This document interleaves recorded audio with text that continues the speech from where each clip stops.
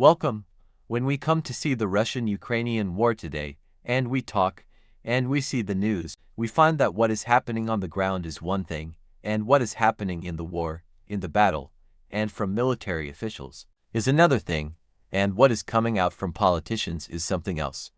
I agree with you that politicians are the ones who control things somewhat, but what is happening on the battlefield, we can call it the reality.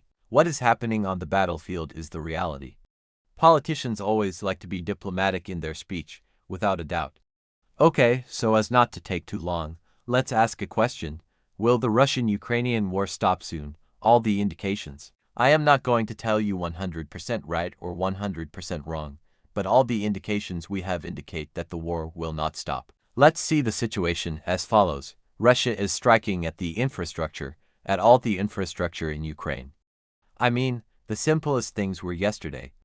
Russia struck at Kharkiv with drones in places and places destroyed and the power stations located in Kharkiv. As you know, Kharkiv is the second largest city in Ukraine after Kyiv. The second thing is that Ukraine is still striking the simplest things.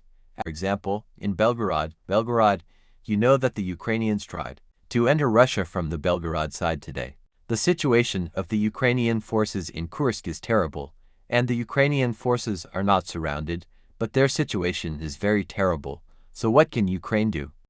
It entered Belgorod and positioned itself and made defenses. Today, here in front of you on Sky News, they are talking about Ayla Aldalov, who is the commander of the Akhmet or Ahmed al-Shishani forces. He is talking about the situation today. The Chechens are the ones standing up as well. Forces from Chechnya are standing up to the Ukrainian forces. He himself says that the Russian forces are inflicting losses on the Ukrainian forces today. Where in Belgorod, this means that the Ukrainian forces have entered and are stationed and are currently into cities or villages in Belgorod, and the fighting is ongoing between the Russians and the Ukrainians. This is one thing.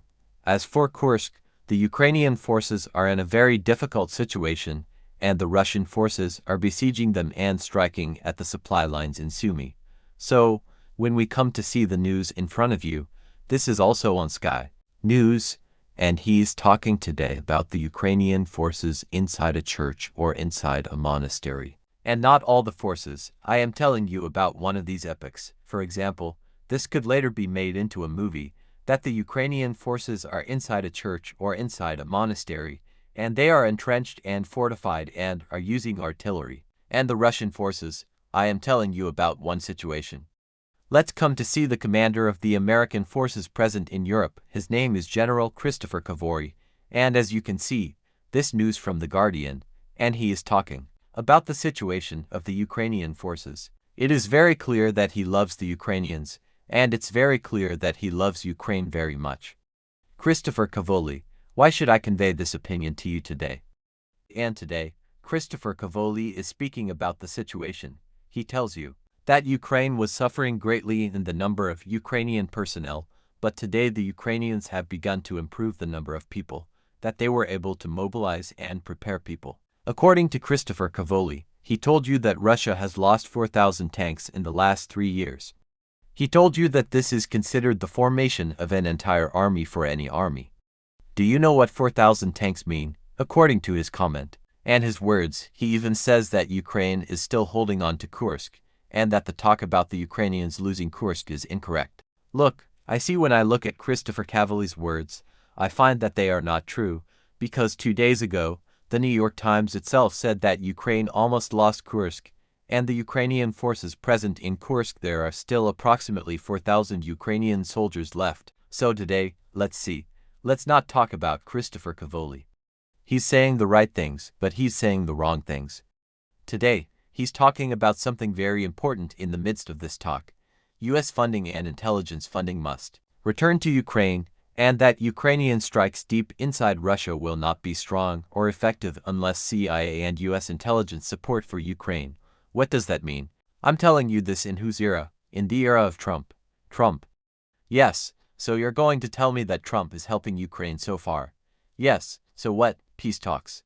The game is like this. America has been supporting Ukraine up until this moment. When I'm speaking to you, America is supplying weapons to Ukraine and intelligence support has been restored to Ukraine. But at the same time, This talk is one thing, and Trump's desire to push the issue forward is another.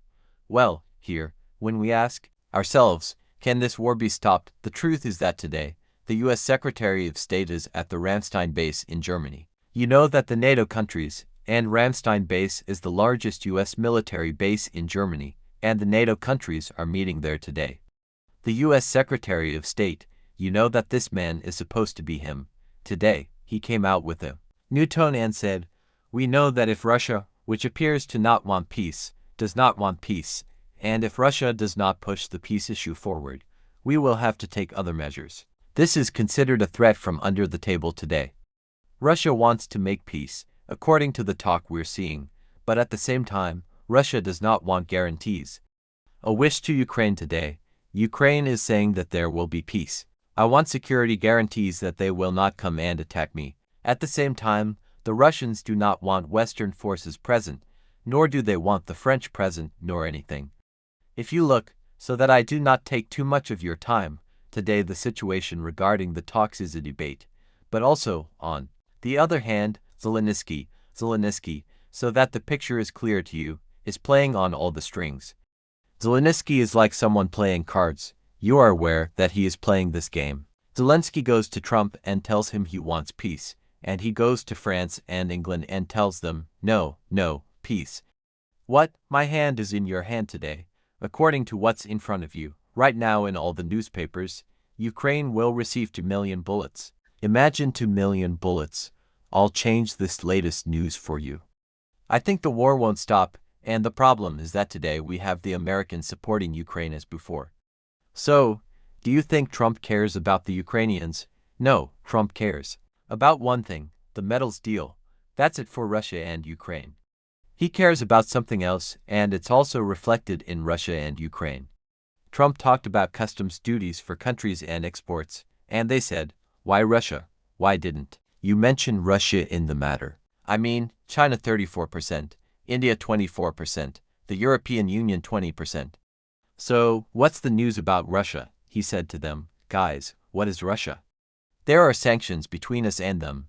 By the way, there's no trade, even though the sanctions are in place. Russia exports $3 billion to America. That's just for you. As for Trump's decision, do you know that Trump lost today? Or the stock market and stocks lost how much? $3 trillion. $3 trillion. Let's take a look at Trump's video. He's talking, saying, I can succeed and brag, and that will bring in $6 or $7 billion. The market today are way down. The rate year because of the tariffs. So, how's it going?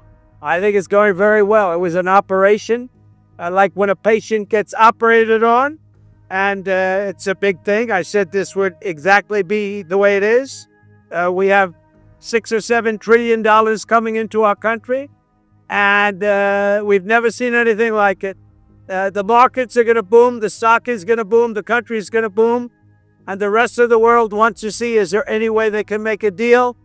They've taken advantage of us many, many years. And many years we've been at the wrong side of the ball, and I'll tell you what, I think it's going to be unbelievable. The thing that people have to talk about, we're up almost to $7 trillion of investment coming into our country, and you'll see how it's going to turn out. Our country's going to boom. So what are France's reactions today? Macron said that he will also impose tariffs, and the entire European Union will impose tariffs on America. C'est que l'ampleur et le caractère négatif est avant tout pour l'économie américaine. Et une chose est sûre, avec les décisions de cette nuit, l'économie américaine et les Américains, qu'il s'agisse des entreprises ou des citoyens, sortiront plus faibles qu'hier et plus pauvres. Okay, let me tell you one last thing, which is that I think that when we look at Trump's policies today, we will find that on the financial level, he wants to collect money today, but will Trump's method be able to succeed? Do you think that Trump's policies that he is implementing, whether in the Middle East or with Russia and Ukraine, or whether the economic policies, that is, what have you followed during the year? And how many of you do you think that the Russian-Ukrainian war can actually stop this year or not? I hope that your participation in the comments is very important to me, and I hope that this simple information has gained your admiration. Thank you very much for watching, And do not forget the support with a like, even if it is the first time you see me. Welcome to subscribing to the channel. Bye.